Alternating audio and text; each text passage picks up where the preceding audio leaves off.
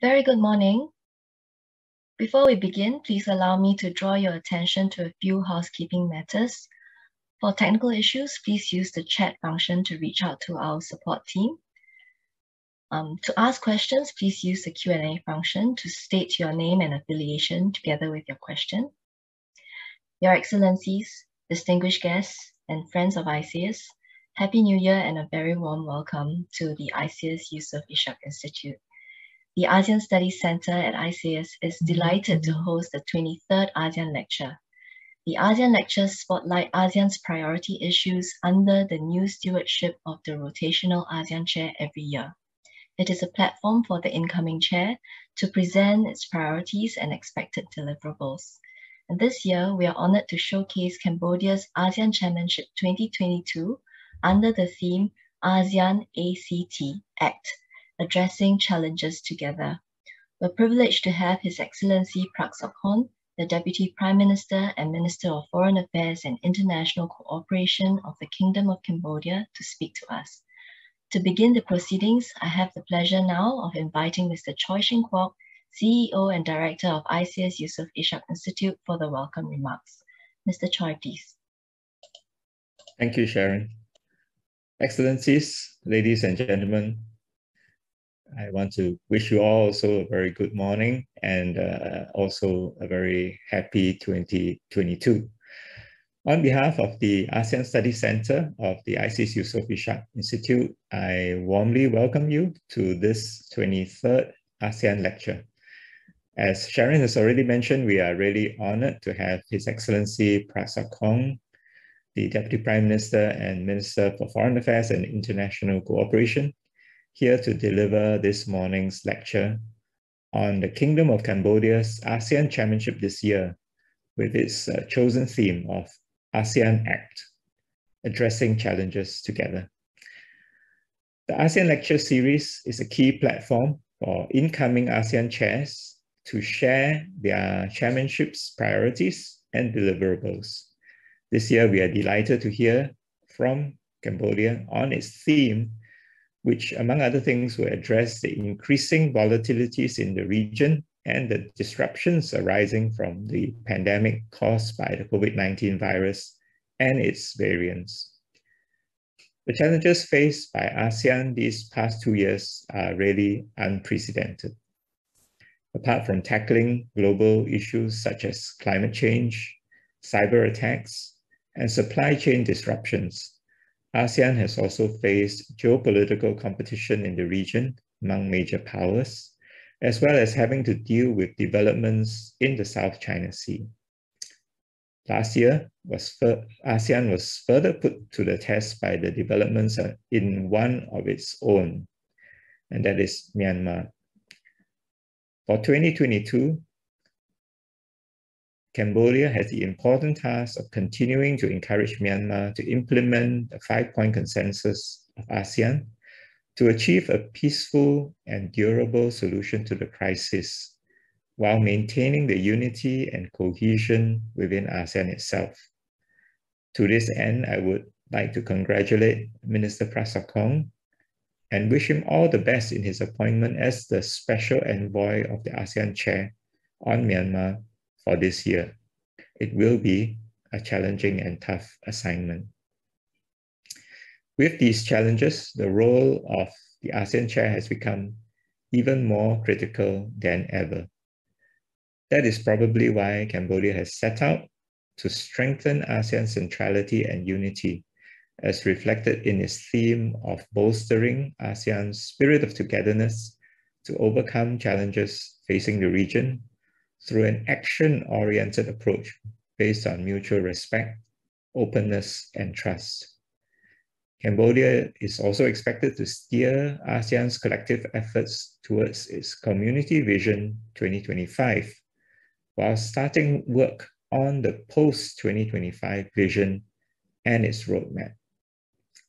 Cambodia will take forward the myriad of initiatives adopted during Brunei's chairmanship last year, as well as those from Vietnam's chairmanship year, such as the ASEAN Comprehensive Recovery Framework and its implementation plan, to build back better after the pandemic.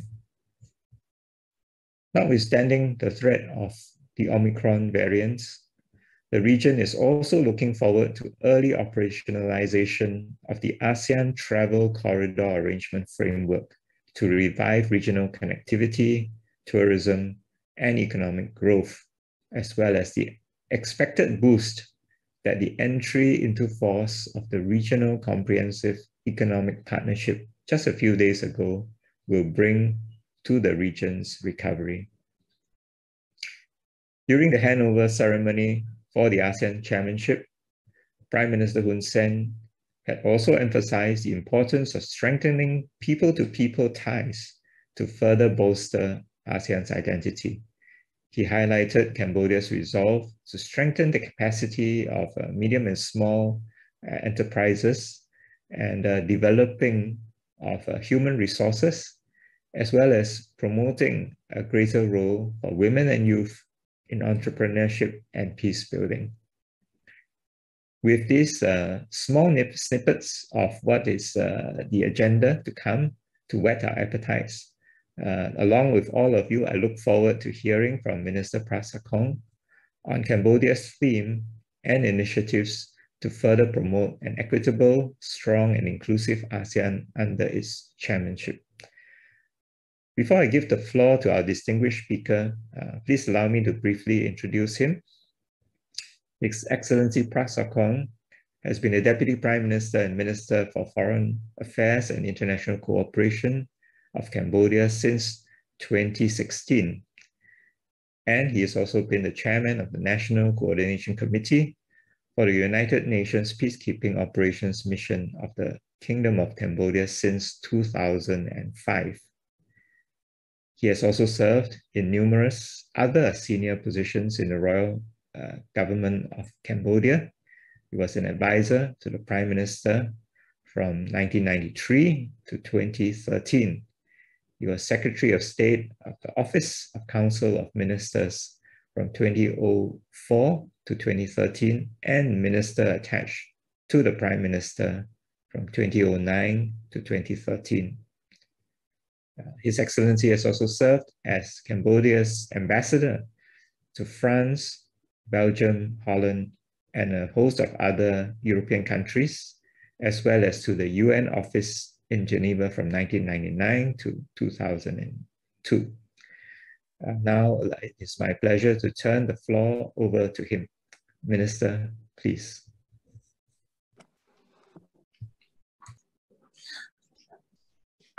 Well, thank you very much, Director Choi. Mr. Choi Shing Kwok, Director and CEO of the ISEAS, Yusof Ishak Institute, distinguished guests, ladies and gentlemen, warmest greeting from Phnom Penh, and also wish you all a very happy New Year. First of all, I would like to thank Director Choi Shing Kwok and the ISEAN Institute for organizing this lecture and for inviting me to talk on the theme and key priorities of Cambodia's ASEAN Chairmanship in 2022. Thank you also, Director Choi, for the excellent summary of our priorities for this year. This series of lectures that the Institute has traditionally host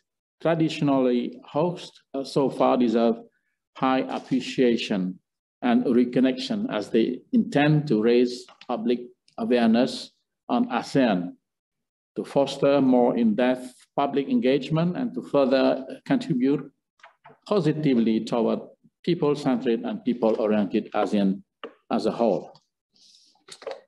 Today's event is timely as it comes just 3 days after Cambodia started to function as ASEAN Chair for the third time.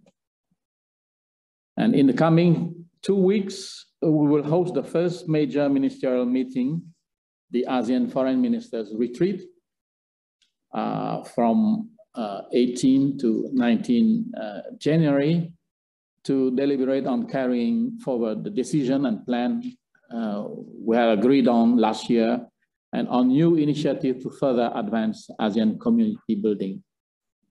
We have communicated on the priorities for Cambodia chairmanship at various meetings and even last year, but today's lecture is the most important outreach in the academic circle. Dear participant, let me go back a little bit in time. Being admitted into ASEAN on 30 April 1999 was a big achievement of our foreign policy's goal for regional integration.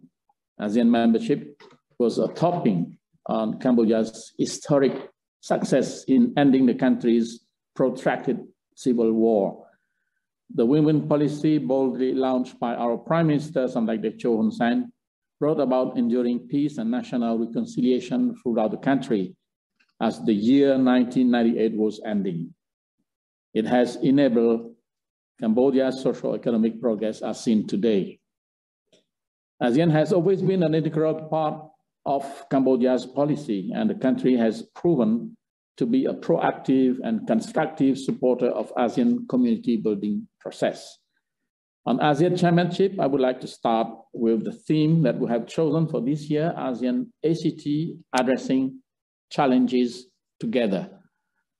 The idea is to highlight the importance of ASEAN's spirit as a united family of 10, with a strong sense of togetherness in jointly acting for results to achieve common goals.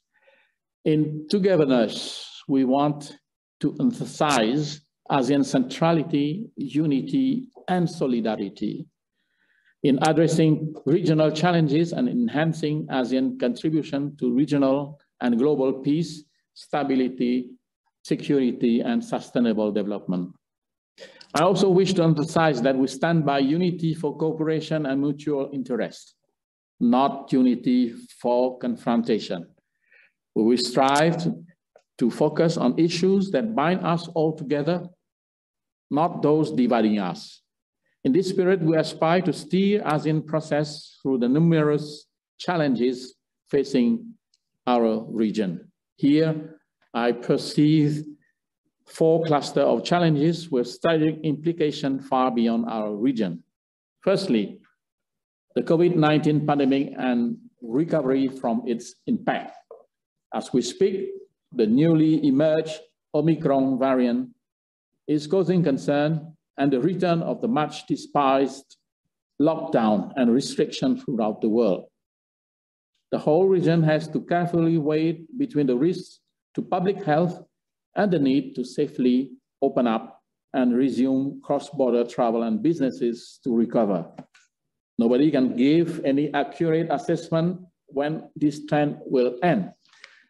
Secondly, the immense pressure deriving from the geopolitical rivalries between and among the superpowers as well as major powers.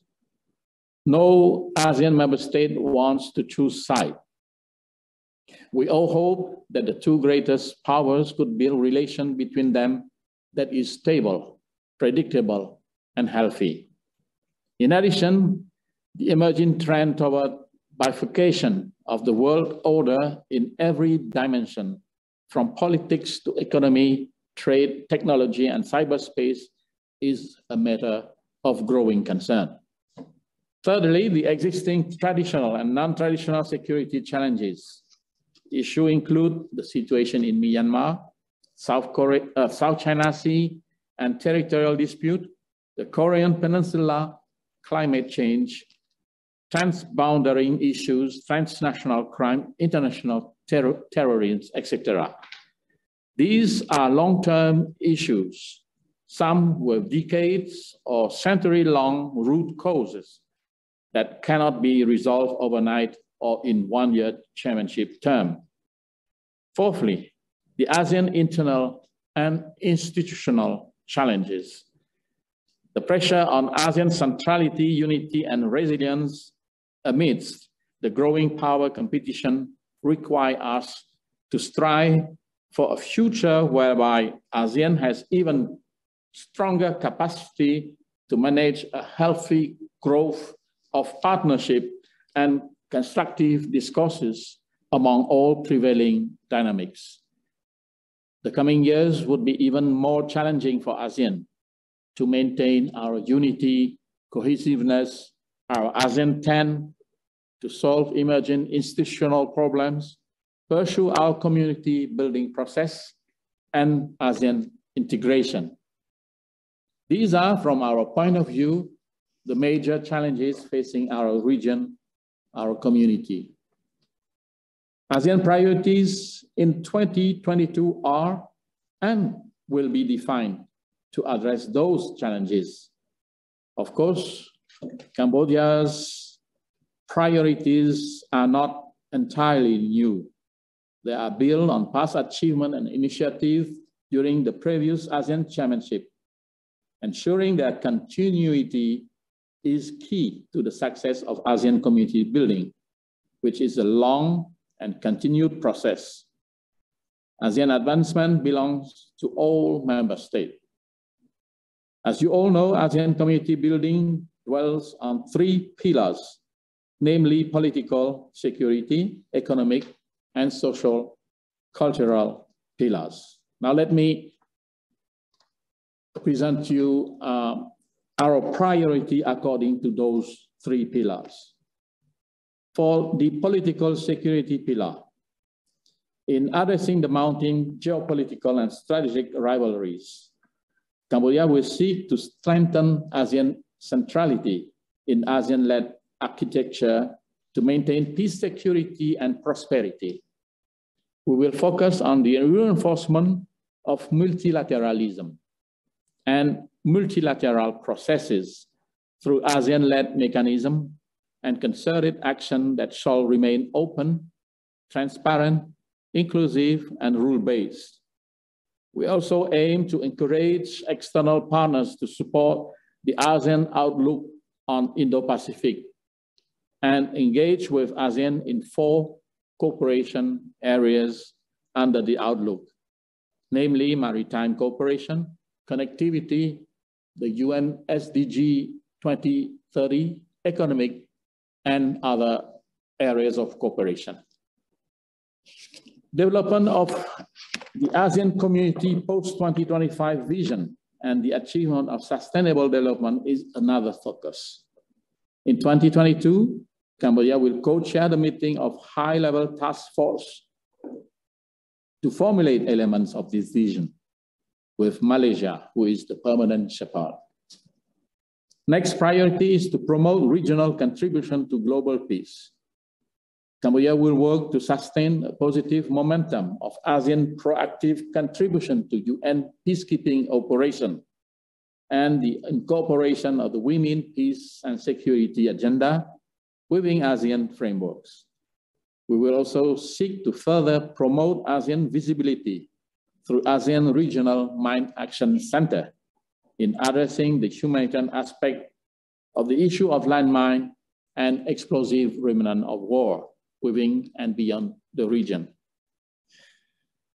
Our attention will be on Timor-Leste membership in ASEAN as well.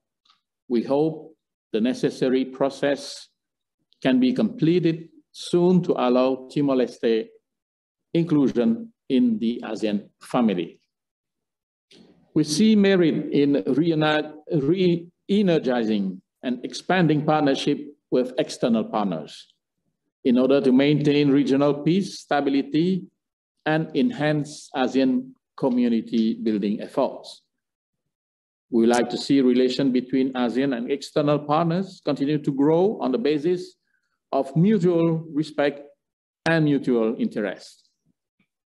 ASEAN welcomed the UK as the 11th dialogue partner last August, and we look forward to the first productive ASEAN-UK Foreign Ministers meeting and the Cambodia Chairmanship in August. ASEAN-China and ASEAN-Australia relations are starting a new chapter with the recently announced comprehensive strategic partnership. We also look forward to a fruitful year of cooperation in this context. Cambodia is the country coordinator for ASEAN-Russia relations from this year until 2024. we are committed to achieve fruitful outcomes during our chairmanship and beyond. Now, two more regional hot issues. First one is the rising tension in the South China Sea that reflects the urgent need to conclude a substantive and effective COC. Meanwhile, on the 20th anniversary of the DOC, we will conduct commemorative activities which serve to remind the importance of this document and to promote confidence and trust. Our immediate attention is on improving the solution in Myanmar. ASEAN 5-point consensus and the ASEAN Charter will serve as our guiding principle in addressing the crisis. And to pave the way for progress on the 5-point consensus, my Prime Minister will visit Myanmar on 7-8 January. Creating conducive environment for inclusive dialogue and political trust among all parties concerned, achieving common ground on a process toward ending violence, and obtaining concurrence among relevant stakeholders on expediting humanitarian relief to reach those most in need are on top of our agenda. For the economic community pillar, the first attention is to accelerate and further harmonize our COVID-19 recovery efforts. We will focus on implementing ASEAN key initiatives, especially those outlined in the ASEAN Comprehensive Recovery Framework and ASEAN Travel Corridor Arrangement.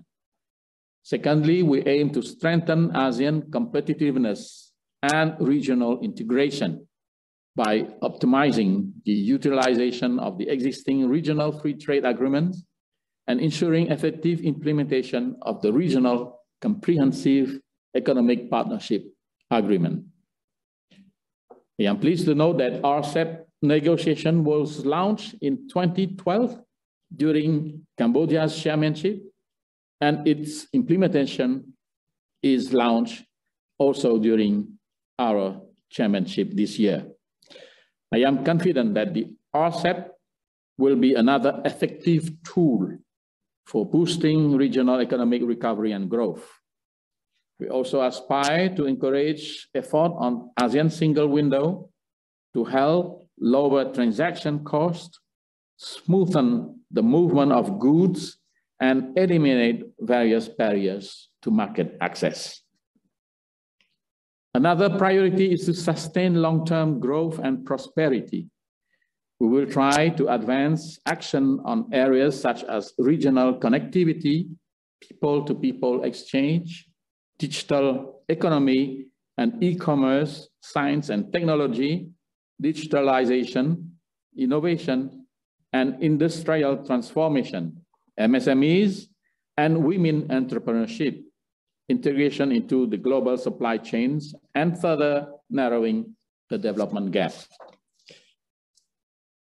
For the social economic community pillar, first, we aim to further enhance ASEAN values, awareness, and identity amongst the peoples of ASEAN through education, youth, sport, cultural, and tourism exchanges.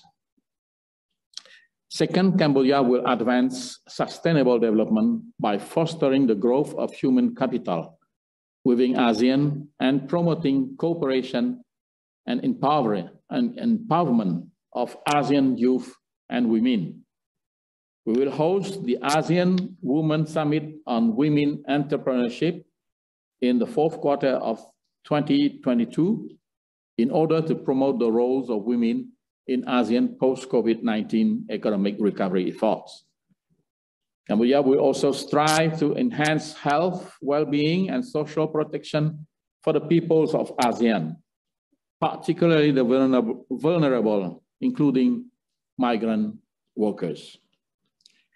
We will also promote efforts to further strengthen ASEAN capacity and capability to effectively respond to non-traditional security challenges such as natural disasters, pandemics, and climate change.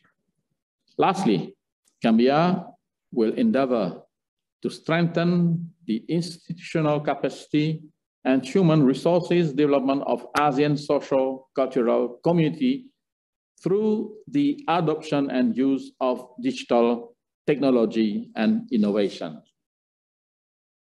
During Q4 of this year, we plan to hold the second ASEAN Global Dialogue on post-COVID-19 recovery, focusing on 4 topics. One is promoting ASEAN as a post-pandemic climate resilience community. 2, on universal health coverage. 3, MSMEs digitalization for sustainable and inclusive growth. And 4, investing in human capital development for inclusive and sustainable growth.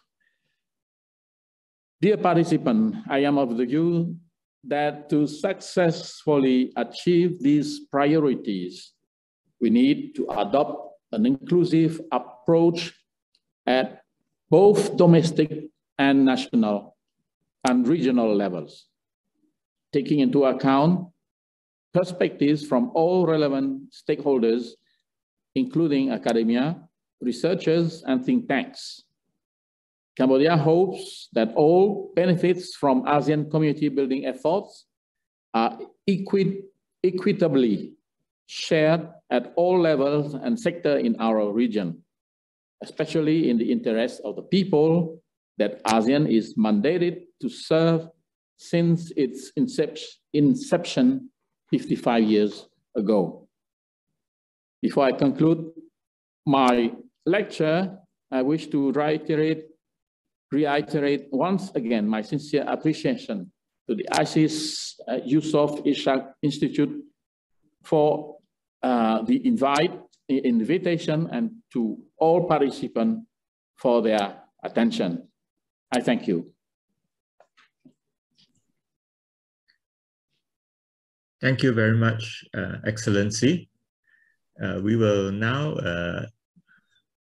turn to the Q&A segment.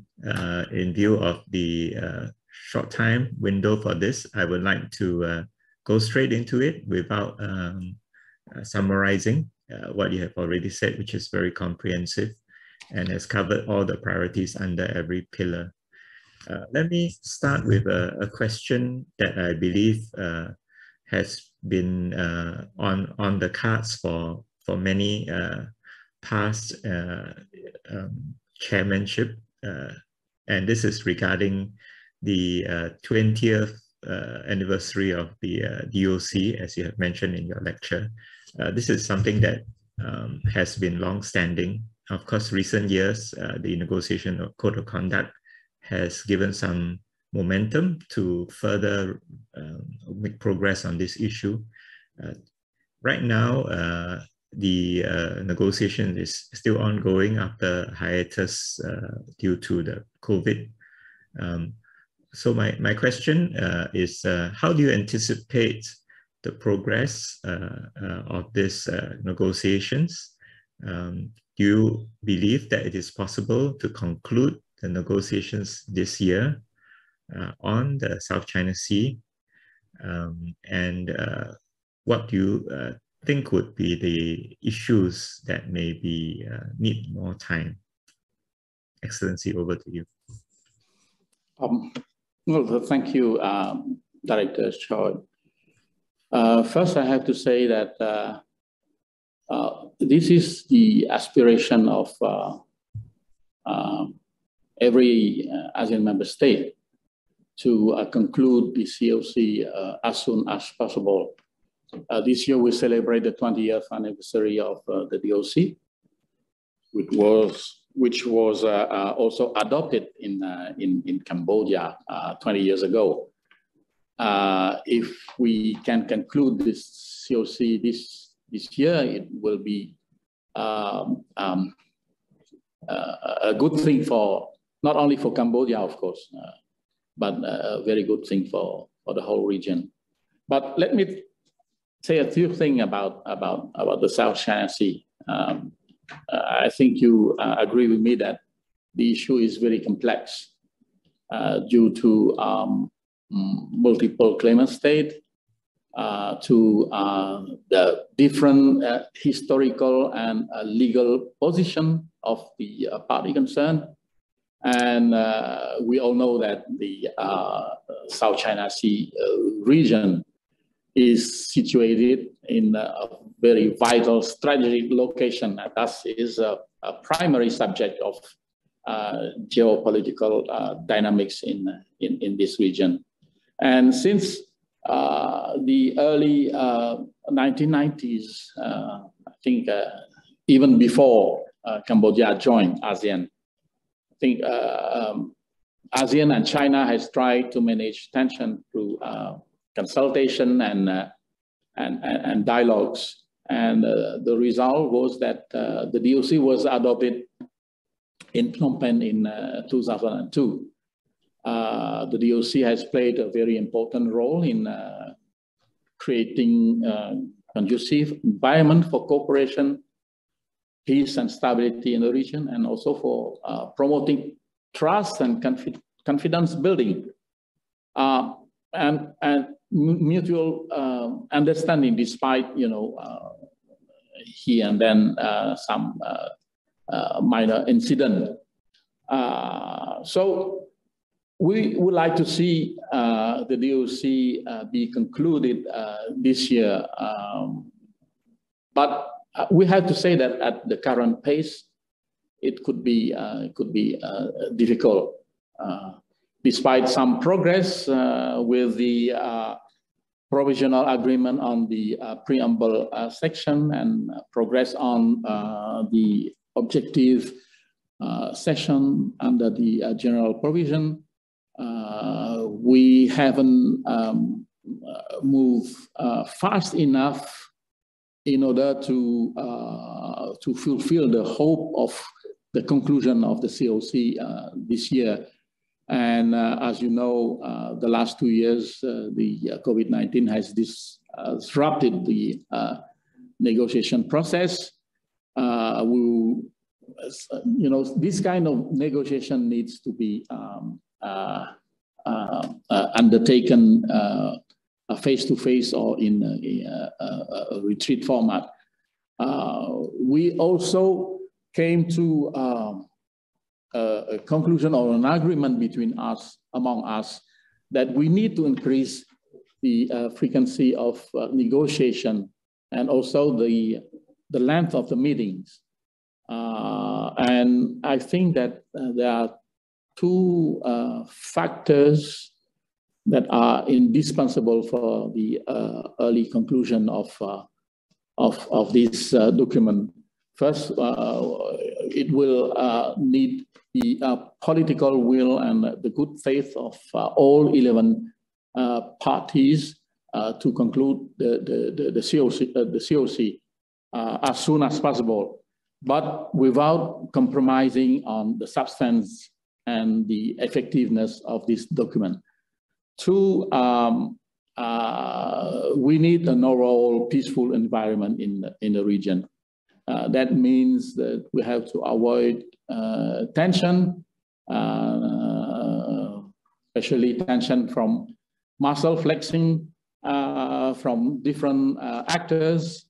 And we are worried that action that taken by external parties could complicate the negotiation process.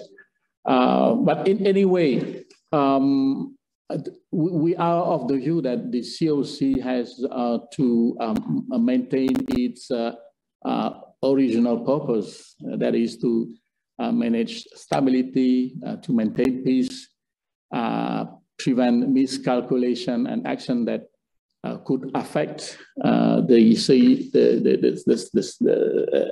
South China Sea as a sea of peace, cooperation, stability, and prosperity.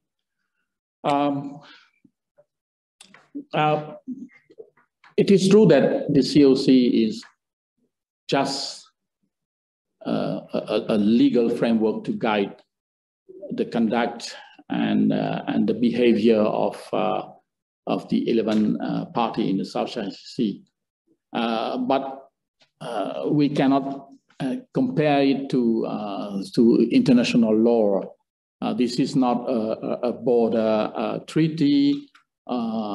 This is not an instrument to settle territorial or jurisdictional dispute.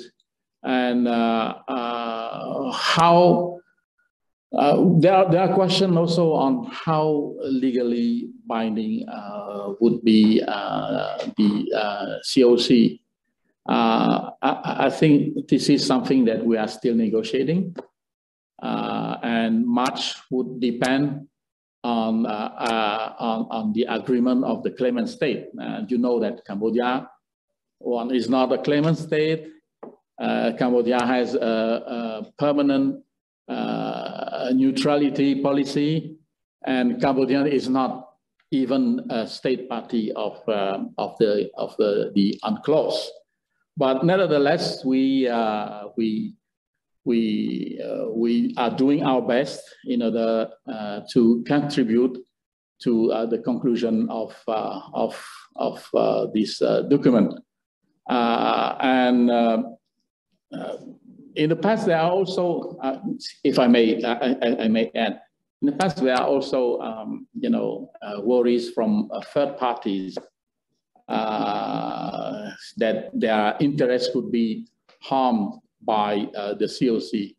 But the COC will be a document that will be in accordance with the international law, including UNCLOS. So the interests of all parties, especially third parties, or the freedom of navigation or flight, will not be restricted as long as they are in accordance with the international law, as long as their activities are undertaken under, international law. This is my answer. It may be a little bit long, but I wanted to be clear on that position. Thank you. Thank you very much, Excellency. A very comprehensive answer to this question. There are many questions that have come into the Q&A box already, so I would have to combine a couple of them to see how many we can get through.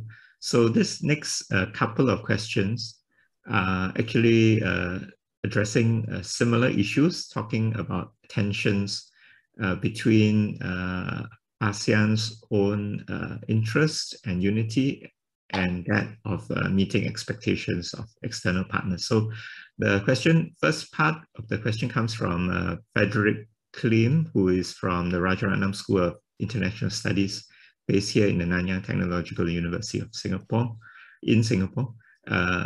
His question is, do you foresee the two security pillar objectives, this being one, encouraging external partners to support ASEAN centrality and the AOIP, and two, have inclusive dialogue with Myanmar as one ASEAN family, as being in conflict with each other? So these two objectives being in conflict with each other, that's his question.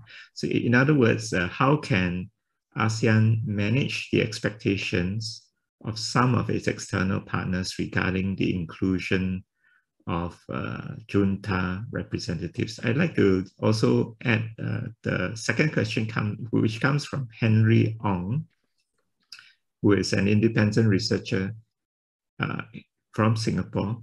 He asks if the US and certain countries in ASEAN continue to boycott Myanmar political leaders' attendance in ASEAN meetings, how can Cambodia coordinate with the US regarding the upcoming ASEAN-US summit?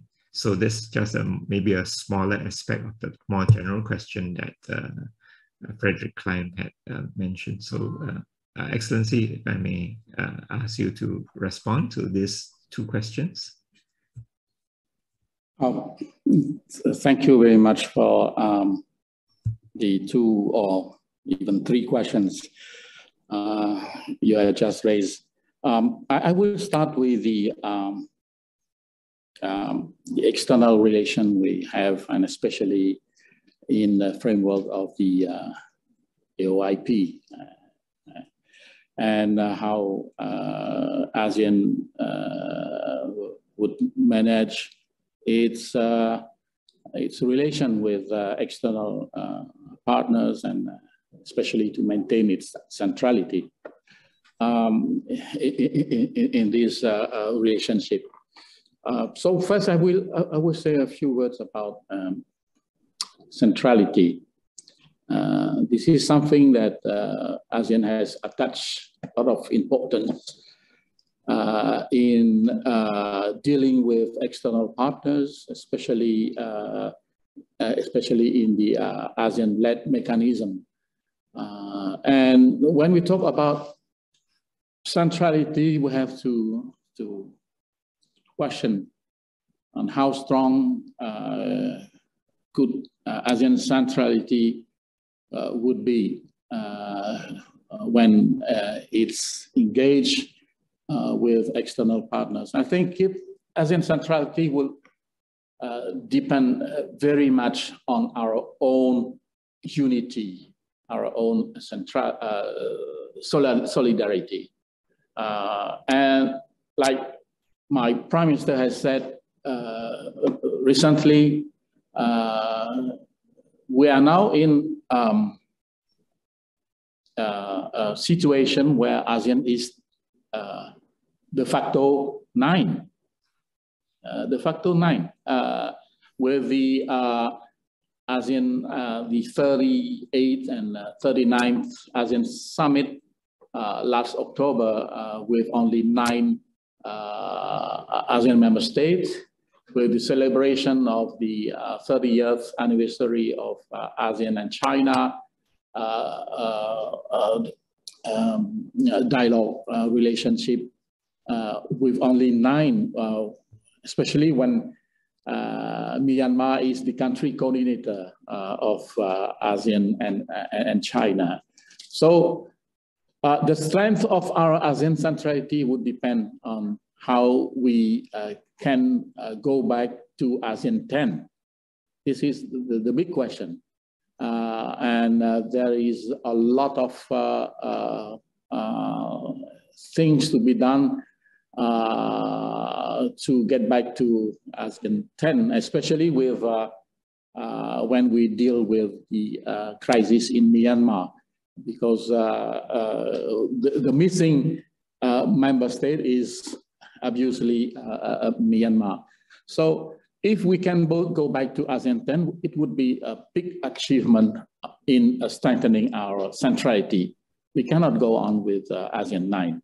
ASEAN is 10, the logo is 10, and ASEAN, if ASEAN stay 9, I don't think we can say much about our centrality, and ASEAN would protect our centrality much better if we are 10. I will come back later, maybe when I touch on the question of Myanmar. Now, as we have seen, there's many versions of the Indo-Pacific strategy as the superpowers or the great powers rivalry is heating up. And it is obvious that the Indo-Pacific strategy that has been formulated, adopted by major powers around us and from far from the US, from the EU, from the UK, even from France, from Germany, are very similar, but sometimes a little bit different from one another. But how can we continue to engage, to have a healthy engagement with our external partner when there are so many Indo-Pacific strategy or initiative that, especially when most of them are a competitor of the Belt and Road Initiative from China. So my Prime Minister has stated a very, very simple position on 3 points for any engagement with external partners, especially in the framework of the Indo-Pacific strategy. One is that any initiative should serve peace and cooperation in the region, especially for ASEAN. Secondly, those initiatives, those strategies should not serve as a means to confront each other or to confront one another or to take ASEAN as a platform for confrontation with other countries. And three, any initiative should support the ASEAN centrality. So to this end, Cambodia will work with the all ASEAN member states to formulate the action plan that, if I understand well. So I was saying that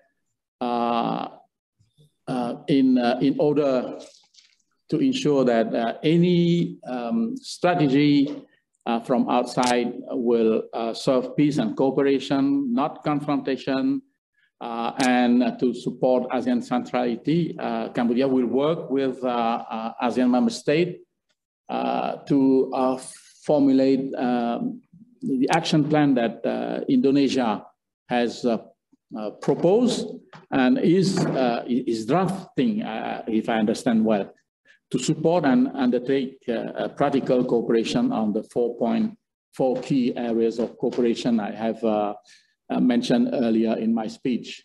The ASEAN will have to promote complementarity and synergy of when we deal with the Indo-Pacific Initiative in order to produce optimal result and create win-win outcome for all. And we also wish to avoid any securitization of the concept because as I have stated earlier, the ASEAN would not let our region to be served as a platform for confrontation. Now I will move to the second question on Myanmar. Yeah. And again, here the situation is also very complex.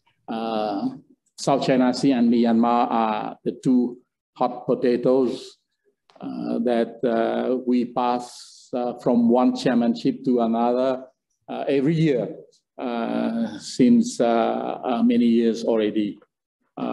So Cambodia will not be an exception, and we just ask outsiders not to have too much expectation, but what we can say is that we will do our best in order to ease the situation in Myanmar. I was saying that Myanmar is very complex, the situation there, because of their political history, political culture, the military dominant role since maybe already 70 years already. The ethnic group plurality, and we know that there are more than 120 ethnic groups. 20 of them are armed. That's create a kind of civil war that is among the longest civil war in the world. And since February 1 last year, there are equal concern both for Myanmar and for ASEAN, for the region. First, the political and security crisis has deepening and has led to economic, health, humanitarian crisis. I said that several times that we are worried to see all the ingredients of the civil war on the table now. There are the two governments, there are several armed forces, there is a guerrilla war, and the violence is continuing. So this is, so I was saying that on Myanmar situation, I was saying that since February the 1st of last year, there are equal concern both for Myanmar and for the region, especially for ASEAN. First, because the political and security crisis in Myanmar is deepening and has led to economic, health, and humanitarian crisis. And we fear that all the ingredients for the civil war are now on the table. There are two governments, there are several armed forces, people are undergoing what they call the civil disobedience movement, and there are guerrilla warfare around the country. And secondly, the Myanmar crisis has a bad implication on regional stability. And also, although we are not selfish, but it has bad implication on ASEAN image, credibility, unity, even centrality, and on our community building process. So helping Myanmar would be helping ASEAN, helping our family. And this fact has been agreed by all 10 leaders. You remember the special ASEAN leaders meeting last April, when all 10 leaders has adopted the 5-point consensus. This is the demonstration of this will. I repeat, all 10 agreed. Although we respect the principle of non-interference, but we need to help because, as I said, helping Myanmar and will also help ASEAN. And it's unfortunate that despite the many efforts by ASEAN and especially by the special envoy of the chair for Myanmar, Foreign Minister Erivan, not much has been achieved in the implementation of the 5-point consensus. The fact is that ASEAN 9, I would say the 9 ASEAN member states agreed to help Myanmar, but we differ on approaches on the implementation of the 5-point consensus. So no consensus has led to no visit for the special envoy to Myanmar. And based on the no consensus, the chair has to make a decision to invite a non-political representative of Myanmar for the 38th and 39th summit, an invitation that Myanmar did not accept because of the downgrading of their representation. And so it set a kind of precedent for other fora, for other meetings. The ASEAN 13 summit under our Cambodia's chairmanship and hosting was held without Myanmar. And as I said earlier, the 30th anniversary of the ASEAN-China commemorative summit was also held without Myanmar. And so how are we going to help Myanmar and to help ASEAN be 10 again? You know that my Prime Minister has decided to visit Myanmar at the invitation of Senior General Min Aung Hlaing on the 7th and 8th this month, this weekend. This is based on the deadlock that happened when we had no consensus on the approaches in the implementation of the 5-point consensus. So we took a little bit different approach. When we took the chairmanship, and especially when I was appointed as a special envoy, we have reconsidered the situation. And the good thing is that the international community, from the UN to major countries to regional organizations, support the role of ASEAN in order to help solve the situation in Myanmar. But the hard thing is, one, how to implement the 5-point consensus, and two, how to restore ASEAN 10. Some people has criticized the announcement of the visit of my Prime Minister to Naypyidaw as recognizing the regime. But let me ask one question. Has any country cut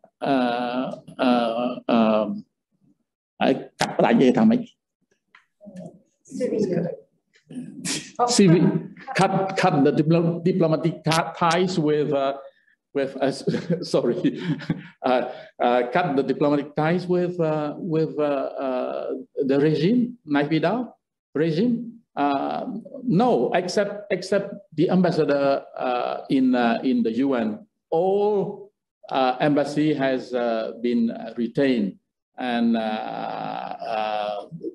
all the ambassadors, about 40 ambassadors abroad from Myanmar, is working with the host country, and the host country and countries in Yangon has maintained their embassy. So diplomatic ties was not cut.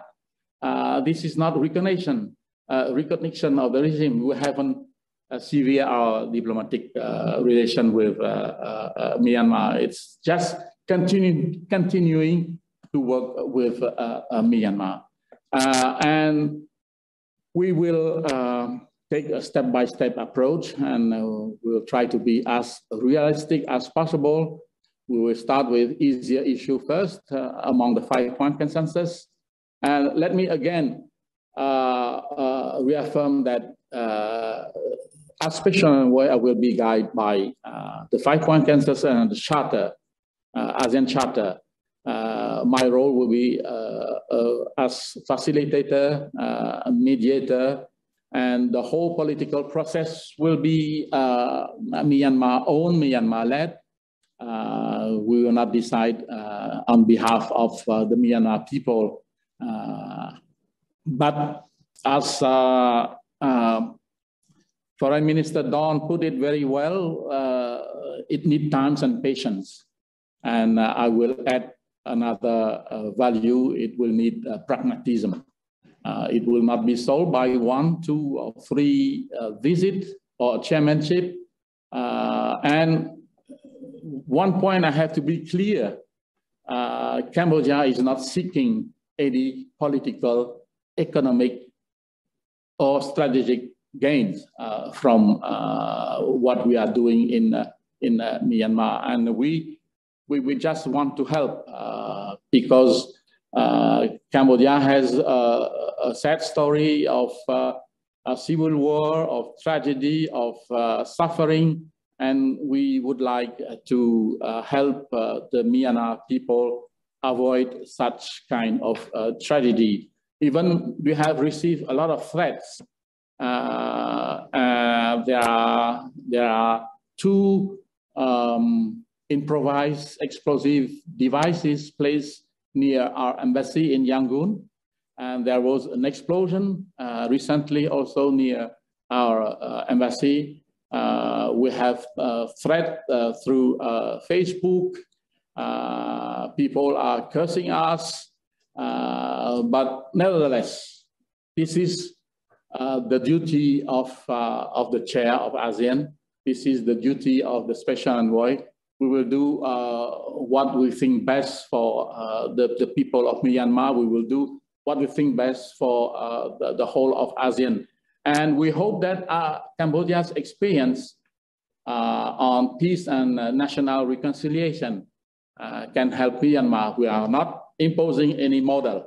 That's out of question. We will just offer what we have as experience, as lesson learned, and Myanmar people can pick what suits best for them in order to restore normalcy, to restore democracy in their country. I wish to say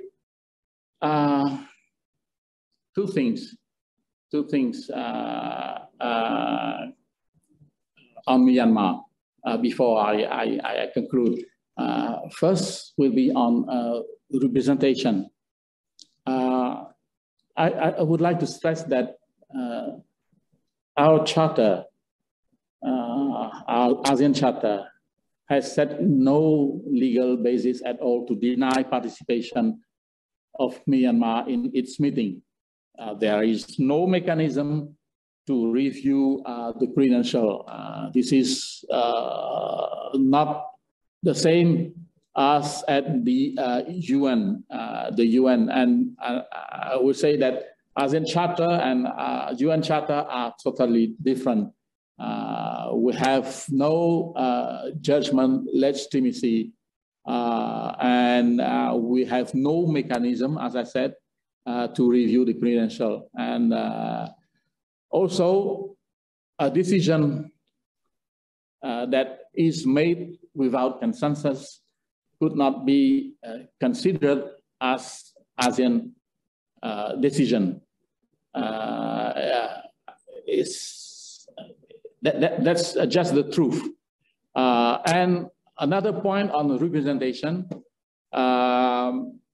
last year, 2021, all ministers' meetings were held with Myanmar ministers. For example, the ADMM or ADMN Plus was held with the Minister of Defense of Myanmar. So we have said something that is difficult now to repair, but we will try to do our best to do so. Secondly, we need progress in the implementation of the 5-point consensus for the return of ASEAN 10. And this is also, even though we are saying that the visit of my Prime Minister is a bilateral visit, but it is also a purpose of his visit in order to talk directly with General Min Aung Hlaing and to see what we can do, how we can help in order to restore normalcy for Myanmar. My Prime Minister has said no condition, no precondition for his visit, but I made it clear with Foreign Minister Vuna that we wish to have a useful visit for our Prime Minister. And useful visit means useful outcome. And as I said earlier in my speech,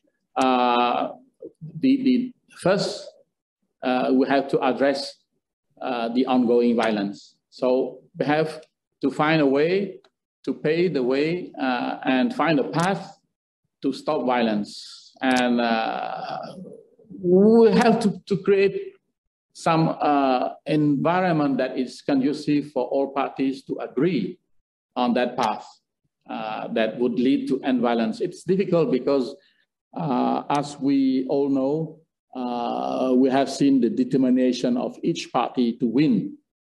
So maybe a win-win solution for all parties could be agreeable for them.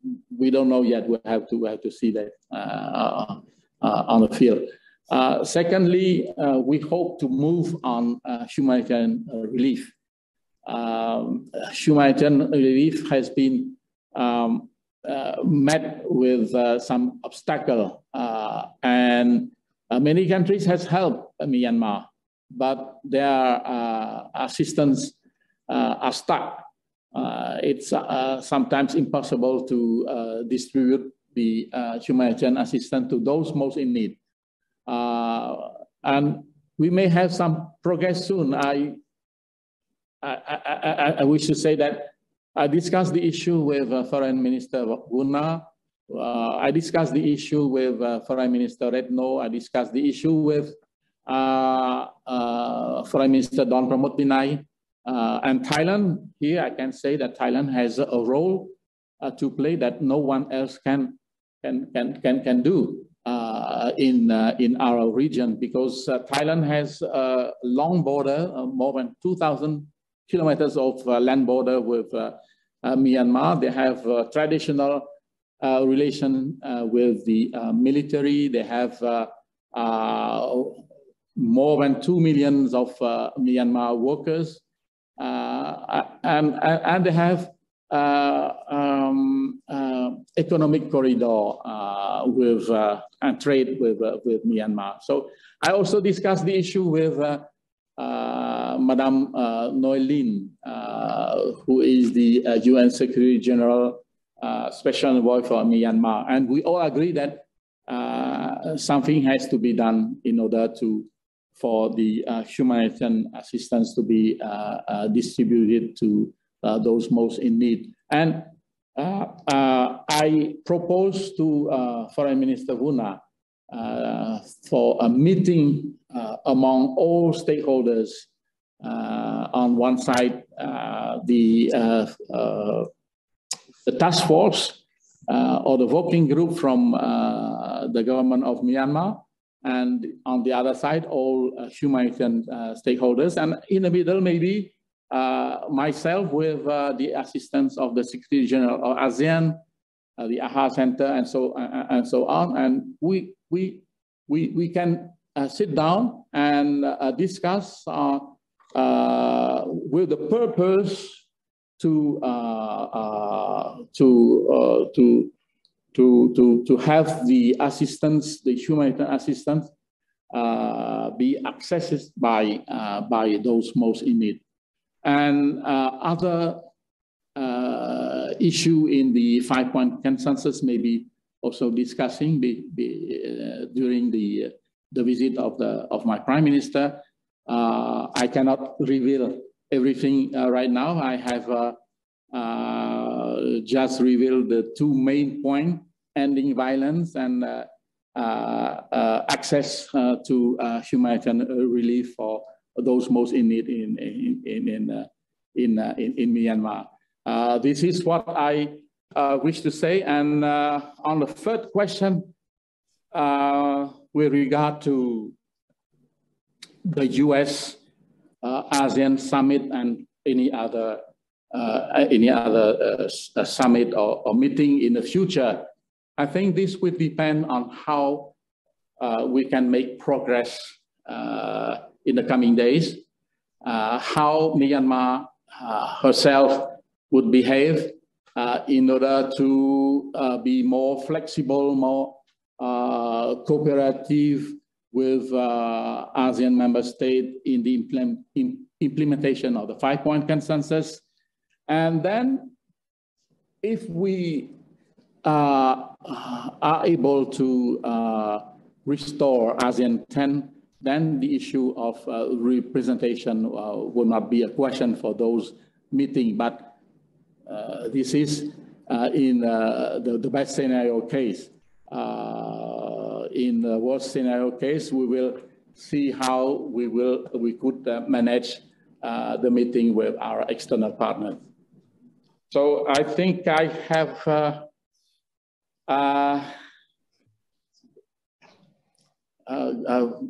even go more than I was allowed, and I have to say that other guests are waiting for me now. I thank you again for this opportunity to speak, and I really need to rush to run away now. Right. Thank you very much, Excellency. And I think you have given us, you have tackled the questions, those including those issues very strongly hit on. So thank you very much for that. Thank you for staying on beyond the allocated time. Now let me turn it back over to Sharon to just close this session. Sharon, over to you. Thank you, Excellencies, distinguished guests. Thank you for joining us today to hear His Excellency Prak Sokhonn's vision for Cambodia's ASEAN Chairmanship in 2022. We want to wish Cambodia all the best in your chairmanship for the year, and we hope for cooperation and, of course, that we will become ASEAN 10 again. So again, thank you, and we wish you a good year ahead. Thank you. Thank you very much. Bye-bye.